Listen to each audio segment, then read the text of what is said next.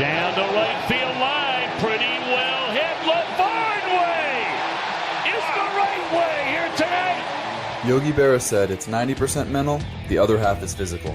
My name is Ryan LaVarnway, Major League catcher and minor league grinder, and I've spent the last 15 years playing professional baseball while evolving my mindset. I'm fascinated by optimizing that 90%. In this show, I'll talk to elite athletes and mindset coaches about what makes them tick and how they've overcome obstacles in their own careers on the way to finding success. This is Finding the Way. Hey guys, welcome to Finding the Way. I am Ryan LaVarnway, and today I am joined by Geoff Miller. He started his mental performance coaching career in San Diego with the company he founded, Winning Mind, that specialized in performing under pressure in corporate, sport, and military environments. He went on to work for 17 years in Major League Baseball mental performance with the Pittsburgh Pirates, the Washington Nationals, the Atlanta Braves, the Los Angeles Angels of Anaheim, and the Philadelphia Phillies. And in addition to his work in the MLB, Geoff has consulted with corporate clients, including Pandora, MetLife, Chick-fil-A, and Genesis. Geoff, thanks so much for joining me. Thanks for having me, Ryan. This is going to be fun. I'm so excited because I think you are the perfect guest to help me bridge that mental performance gap from sports to corporate or sports to the work environment. I am under the impression that peak performance is peak performance. Mindset is mindset. Leadership is leadership, whether it's on the sports field, whether it's in the corporate environment, military. Do you think that it's all the same, or where are the parallels and where are the differences? I don't think it's exactly the same, but I think there are different challenges for different environments. But yeah, I think leadership is leadership. I think trust is trust. I think communication is communication, those kinds of things. And I think what I see as I bridge between corporate and sport work is you have to match your skills and you have to match what the performance environment is calling for. And so I think especially when you take an athlete who's been a successful athlete and put them in a corporate setting, they may have to adjust some of those skills or use some skills that they didn't have to use in the same way in the corporate world. So let's dive into that. You mentioned the different challenges, but that trust is the same, communication is the same. What different challenges will athletes face from going from performing in front of 50, 100,000 people when the moment matters? Obviously, they're not going to be catching the ball, throwing the ball, hitting the ball in a corporate setting. But when it comes down to performing under pressure, what is the major difference that you've noticed? Well, I think if we just take baseball, I mean, time and decision making are so much different, right? You have to make decisions in the moment. You as a hitter have to react to something in partial tenths of a second. In a corporate situation, you don't really have to do that. And I think it's interesting. I think as you introduced me, I've done a lot of corporate coaching and I've done a lot of sport coaching. And usually, the corporate people are like, tell us about the big leagues, tell us what we can learn from big leaguers.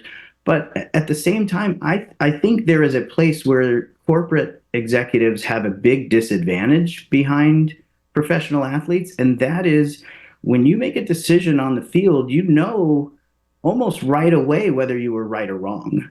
I think corporate executives have to make decisions, and sometimes they don't know for months whether that decision was correct or not. So I think that kind of decision making with blind outcomes can be much more difficult than the daily result of baseball. Yeah, that's so true. When I do my leadership consulting through Spark Brilliance, that's one of the things we mention to the corporate leaders we work with is that you don't see how it can affect retention. That poor leadership, great leadership, you don't know how it can affect team performance, the company's bottom line. If somebody leaves in 7 months, was that because of a communication breakdown in a meeting or lack of trust because of an offhand comment that wasn't intended the way that it was received? How do you coach corporate executives on handling that, making a decision blind? Well, I think it starts with understanding who you are as a person, and then being able to understand the people that you're working with or interacting with. And so I think that's really the basis of it. I think my coaching is really centered around helping people understand how they pay attention and how the way that they concentrate can change under pressure. And so, again, differences between sport and business. The way that we measure the way people pay attention is on three different scales, and we call them awareness, analysis, and action. So action is a very narrow focus where you're not really thinking much. It's just, seeing something narrow, like picking up the ball out of the pitcher's hand, or pitcher focusing on your target, something very narrow like that. In the business world, that's a killer, because you want to be aware, you want to have a feel for the person that you're interacting with. So again, those kinds of skills are needed in different amounts in different performance environments. I love that. So during action, you concentrate under pressure with a narrow focus. You also mentioned awareness and analysis. How do those differ? Mm-hmm. So awareness is more kind of big picture feel for what's going on around you. If I think about you as a catcher, and this has always fascinated me with really good catchers, is that feel for knowing what pitch you want to call, just kind of where that hitter is in the box, or knowing that a hitter's not looking for something. My guess is there's no real reason you knew that when you were catching, but you knew it. And there's some kind of an awareness about that. Oh my God, yeah. Sometimes, like when a guy stepped in a box, I felt like I just knew he's not swinging, or he's definitely swinging, and it's a postural thing. It's something intangible that I couldn't put my finger on, but you just know from hundreds and thousands of reps from the time you're 5 years old. I know this guy's not swinging right now, so just throw a strike, right? You try to communicate that to the pitcher. So that's the Right. awareness concentration. What's an Yeah. analysis? Analysis is typical strategic thinking. So, I mean, it doesn't have to be, but when you're at your best, that's what it is. So people are interacting with the world on one of these three channels. There's actually four channels. So we kind of separate that action channel into internal and external. So it's sometimes I've got a narrow focus on something I'm thinking. Sometimes I have a narrow focus on something that I'm doing outside my head. But it's about helping people understand, when am I external, when am I internal, when am I narrow, and when is my focus more broad, and what does the situation call for, and how do I need to use those? And can you give me a hard example of, this is really great, but I like to get into the weeds here on this podcast. When would somebody use each of these types of concentration? So I would say the easiest example is I don't know if you play golf, Ryan, but I'm guessing that some of your listeners do, and certainly if you're moving into the corporate world, there's a lot of golf out there, and I'm guessing most of the pitchers that you worked with played golf, especially on some of the light days and spring training. A golf pre-shot routine is the easiest way to describe these channels. So you start with awareness. You start with this broad external focus. I'm standing on the tee box. I'm looking out in front of me at what the hole is bringing me. Where is there water? Where's the fairway? How narrow is it? How wide is it? What, do I need to hit a driver here? Do I need to hit an iron? Those kinds of decisions that you make, you can only make them if you're taking in good information. And that's true anywhere on the course, right? I'm 140 yards away. I'm in the fairway, so I've got a good lie. And where's the pin placement? Like all of that kind of information you have to take in with your eyes and with your senses and with that awareness. Then you use all of it to decide, what club am I going to hit? So it's okay. Now I have all this information. Now I'm going to go internal. I'm going to think through, armed with all this data, what's my best shot here? And then when I decide I'm going to hit, I don't know what you hit there, maybe a 9-iron. Then it's like, okay, I've made my decision. I'm hitting 9-iron. Now I'm going to switch my focus to a narrow focus and internal. And this is where you may have experienced some kind of visualization or mental imagery. But if I picture myself taking a good, light, easy swing with a 9-iron, catching it right, and hitting it 140 yards right at the pin, that's a very narrow internal thought process. So I don't have to do a lot of thinking. It's narrow, but it's in my head. And then I do some kind of physical routine, get myself set, address the ball. And hopefully when I take that club back, I'm not thinking anymore. Right. That's the automatic part. So that narrow external, that action channel, that last part of it is now the thinking stops and the doing is automatic. All right. So that's the full process to go from big picture awareness through analysis, internal action focus, to external physical. You bridge the gap from what I understand in the baseball realm to another sport, more of a recreational sport. I'd love to take this all the way to the corporate setting or maybe to a sales setting. Mm-hmm. Understandably, a lot of what happens in the workplace is not necessarily under the gun, under pressure, right? It's not in the moment. But things that are in the moment are sales pitches, something that you need to say to the media, something where you don't get a second chance. You don't get to like fully wrap your mind around, does everybody agree this is right? You actually need to perform under pressure. Can you give me an example of this process for someone in the workplace? Yeah, I mean, it's certainly not as clear cut as Yeah, I no, go of from one course. next, right? It's much more bouncing back and forth. And then I guess I would have to add to this, every single person has a favorite one of these. Mm. One of these is their favorite, and kind of like this is my natural style. So I'm an analysis person, so I gravitate toward that thinking, right? And so it's one of the many reasons that I never played Major League Baseball. I think physical talent would be number one, but um, and you know, Ryan, again, I would say you thinking about your own career, or thinking about, you know, pitchers that you worked with, 70% of the time, professional athletes have action as their favorite channel. So when they feel pressure, they lean on that narrow focus and they get more focused. And you see, that's when you see athletes kind of leveling up and like taking it up a notch.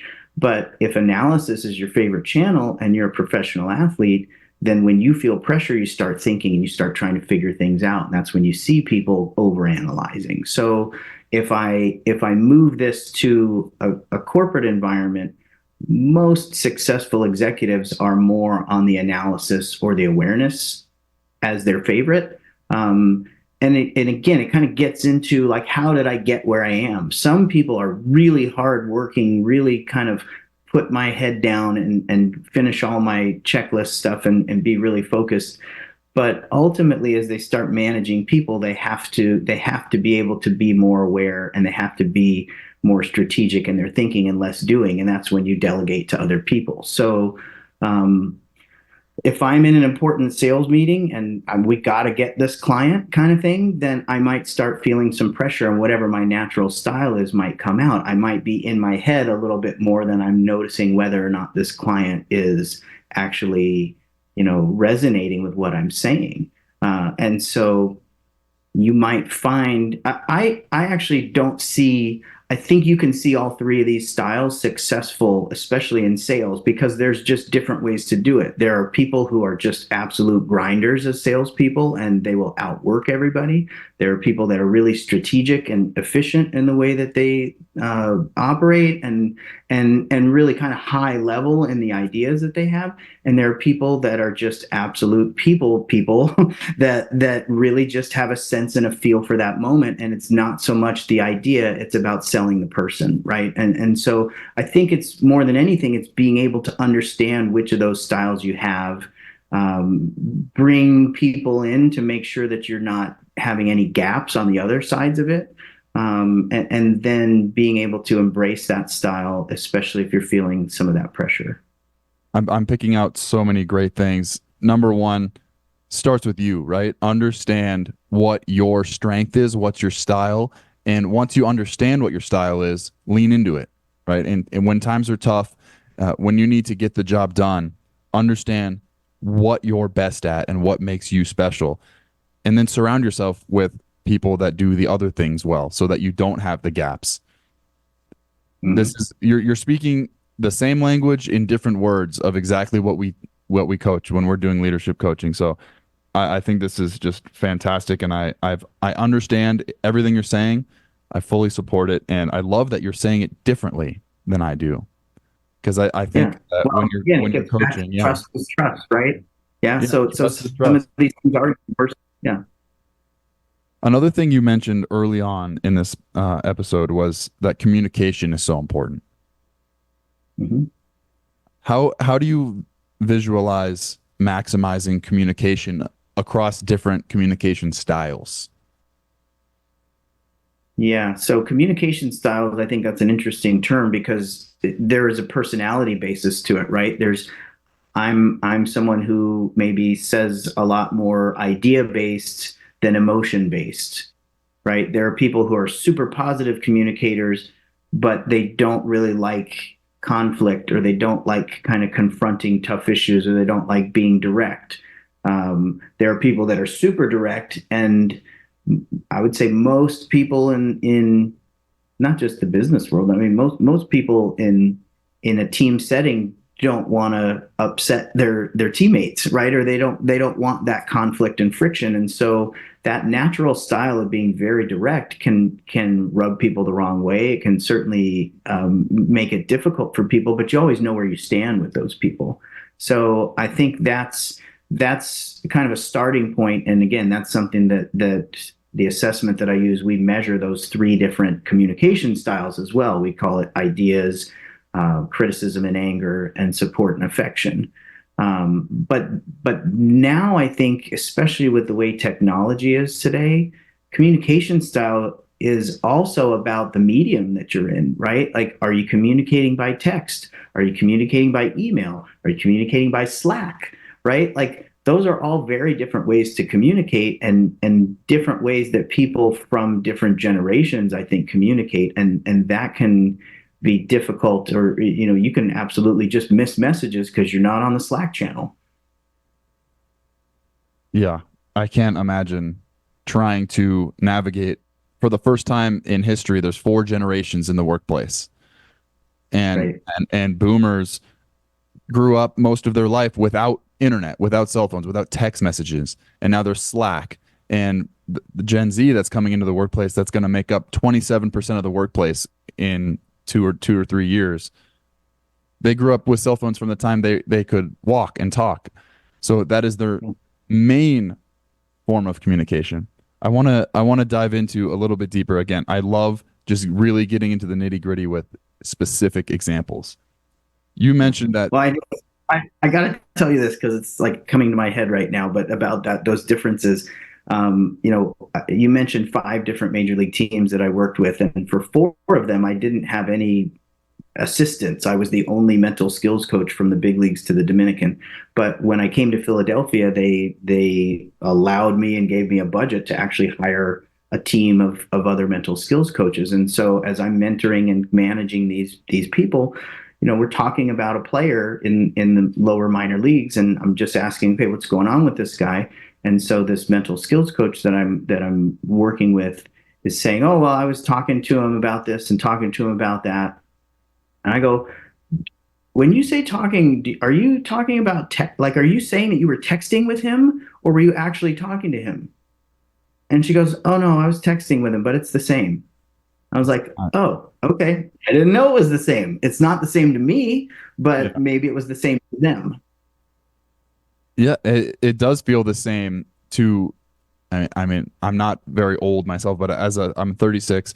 As we record this, I'm a millennial, but already you see the differences in the generation and how they communicate.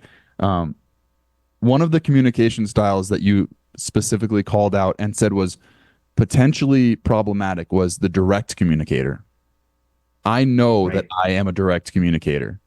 So, for anyone Yes, you else are. out there listening that is also a very direct communicator, how can we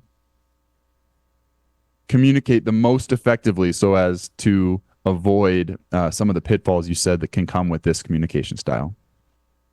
Yeah. Okay. So let's go back to the model, right? Like, know who you are is first, Yeah. right? And I don't want to jump ahead, but like, my formula for working with people is know who you are, know what you want, know what to do when you don't get it.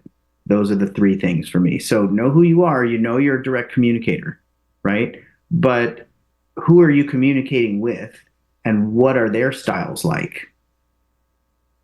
And then being able to understand, if I want this message to be received and I don't want to piss people off or turn people off, right? Because if you don't care, then you just be yourself and you be direct, right? But if you're being strategic and if you're thinking about, I have to build trust or I have to build, cohesiveness with this team, then I think you have to be able to adapt your style. And again, this is where like you're a smart guy. I think you're an aware guy. You probably recognize that, but under pressure, you're going to be more direct than you are when you're not feeling pressure, right? And so those are those moments where you have to recognize and kind of manage yourself so you don't be too direct and turn people off.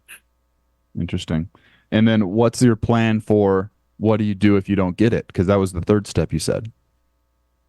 Yeah, well, so you've heard this many times. Maybe you don't hear it as much when you're not on a baseball field every day, but dealing with failure, right? Like that's you hear it every day in a baseball clubhouse. Hey, we're dealing with failure, right? And so to me, that's knowing what to do when you don't get what you want. Mm. All right. So basically lean on the experiences of the sports that I've played my entire life. Correct. You said one more thing about that. I just want to dig into one last thing before I ask you the wrap up question I ask every coach. You said that when people have different communication styles, you need to understand how to match your style with theirs if to get what you want. How do you know? Maybe you're working with someone that you haven't worked closely with or that you haven't built a real connection with yet. How do you know what their communication style is from the get-go and get what you want sounds cold, right? But how do you best communicate with someone new? I think you listen, right? I mean, that's as simple as it gets. You just listen, right? Like, how is this person communicating? And I think most of the time you can tell right away. You can tell when someone is, kind of super positive and optimistic versus very direct and kind of to the point.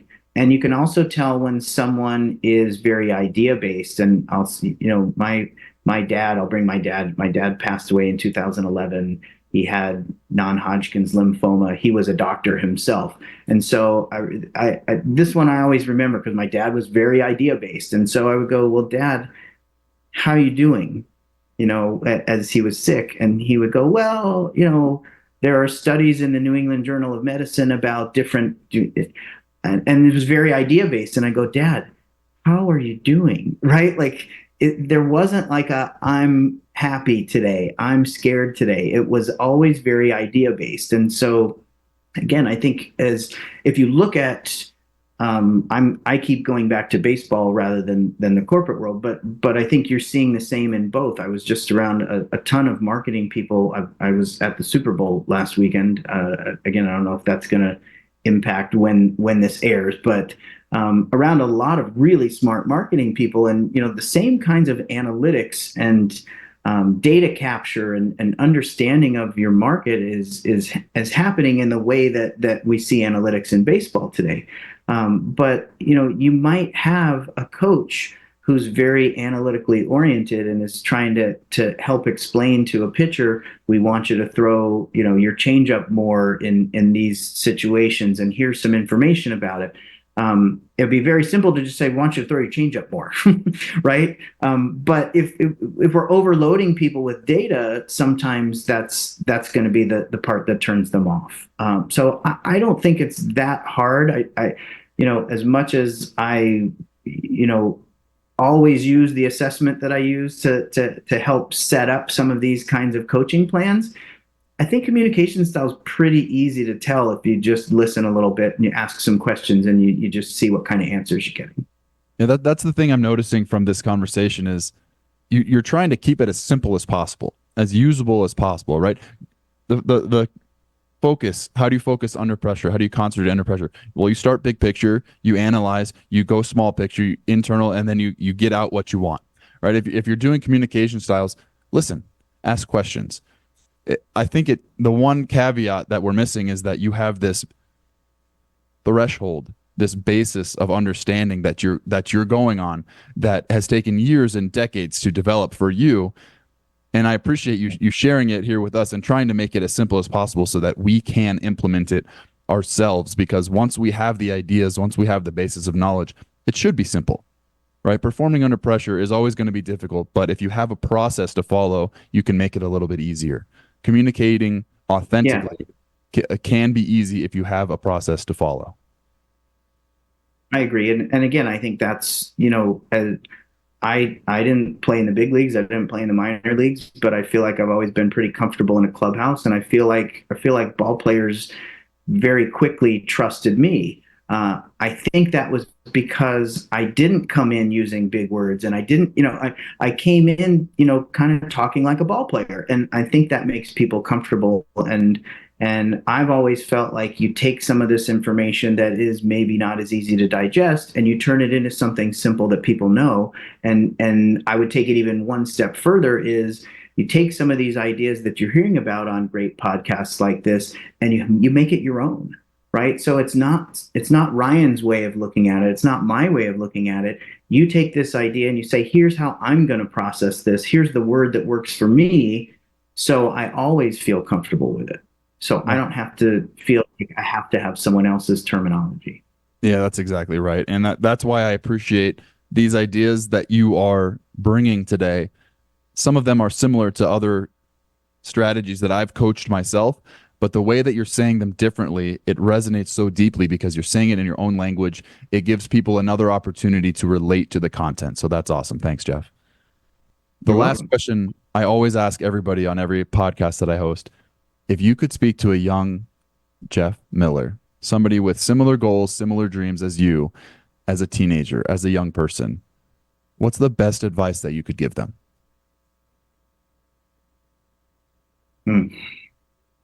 Well, this is hard for a last question because I feel like I could talk about this for a lot. But I mean, I guess I would say that, something that's important to me right now is taking some of the stereotypes and cliches that we're starting to see in the sports psychology and the self-help and the coaching kind of worlds and dispelling them a little bit. I think if I were talking to a young teenage me, I would encourage that person to be okay knowing what they want and have no idea how to get it. There's a lot being said now about a goal without a plan, or right, like a goal without a plan is just a wish, right? That kind of thinking, and I disagree with that. I think you have to start by dreaming about something. You have to start by saying, I want this and I have no idea how I'm going to get it, and be okay with that. If you knew how you would get it, then everybody would get it, right? Like, I think the limiting part now, again, this is people overthinking. People feel like I got to have a plan. I got to know what all these steps are to get what I want. And I don't believe it works that way. I think you start with saying, I want to play in the big leagues someday. I have no idea what it's going to take, right, Ryan? Like, you got into the minor leagues and you thought you knew, and you found out very quickly that it wasn't that. It was a lot harder. So I think that would be the message that I would want people to have is have a dream, be okay not knowing how you're going to get it, and keep that as your North Star and keep working towards it. And sometimes you're going to go away from it, and sometimes you're going to get closer to it, and it'll emerge. You'll find it eventually. But there's no way you can know how to get it at the beginning. That hits me. That hits me so hard because I decided I was going to play in the major leagues when I was 5. No clue as to what lay on the road to get there. And I hear young people all the time talking about, well, I don't know what I want to do yet. I don't know what I want to do yet. Well, you're 18. Well, you're 24. You're not supposed to know yet, right? That's what your 20s, that's what college is for, is figuring that out. So thank you so much for bringing that, Geoff. Have a dream. Figure out your dream. Dream big. If your dream has a clear path, then maybe your dream's not big enough. That's right. Yep. Amazing. Thank you so much for your time today, Geoff. Thank you for listening. This has been Finding the Way. I'm Ryan Lavarnway. Today I was joined by Geoff Miller, and we'll see you next time. Thanks for listening to Finding the Way with Ryan Lavarnway. Find previous episodes on Apple Podcasts, Spotify, or wherever you listen to podcasts.